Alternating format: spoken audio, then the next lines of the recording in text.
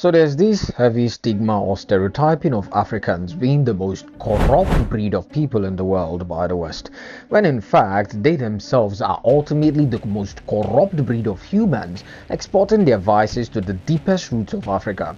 Let's take a quick look at the 5 most unbelievable facts most football lovers don't even know about the scandal when FIFA almost sold off 20% of World Cup commercial rights. The number 5 reveals the ultimate secret why CAF were the only ones that sheepishly egged on the process. First being FIFA President Gianni Infantino attempted to secretly sell a 20% commercial stake in the FIFA World Cup to a private equity syndicate under the FIFA Fast Forward program, which everyone knows. But what most don't know is it was to be sold to Thrive Eternal, which is led by Joshua Kushner, the junior brother to Donald Trump's son-in-law, until it was aggressively kicked back against by UEFA, CONCACAF and AFC. Second being the deal was authored alongside none other than JP Morgan, the same American investment bank giant and sole lender who underwrote a massive 3.25 billion to 4 billion pounds for the creation of closed European Super League, a breakaway competition engineered by 12 of Europe's wealthiest soccer clubs,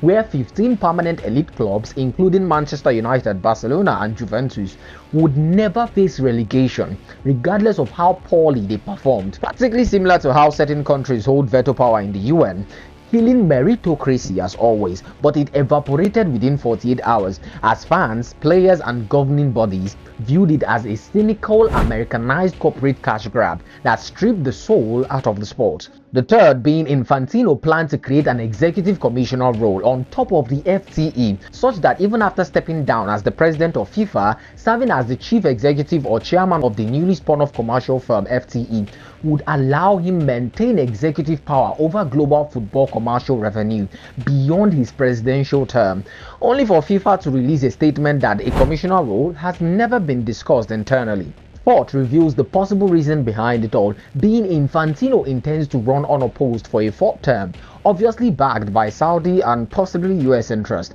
which would explain why Infantino valued 20% at 20 billion pounds when UEFA is insisting it should be nothing less than 30 billion pounds at least. This isn't his first attempt to privatize global assets either. In 2018, Infantino presented an unapproved secret $25 billion deal to sell off the rights to the expanded Club World Cup and the Global Nations League. The 5th probably answers why CAF was the only confederation to support the deal, being Infantino purged the FIFA independent heads of the Ethics Committee in 2017, Chief Investigator Cornel Bobeli and George Hans Joachim. At the exact time Bobeli was actively investigating complaints that Infantino was illegally interfering in the Confederation of African Football or CAF presidential election to install loyalist candidates. So it's important you see these people for what they truly are, so you don't compare your officials or presidents to their officials or presidents, whom are usually just puppets at the end of the day, to the more corrupt people you compare them to. Let me hear your thoughts in the comment section, and as always, don't trust, verify.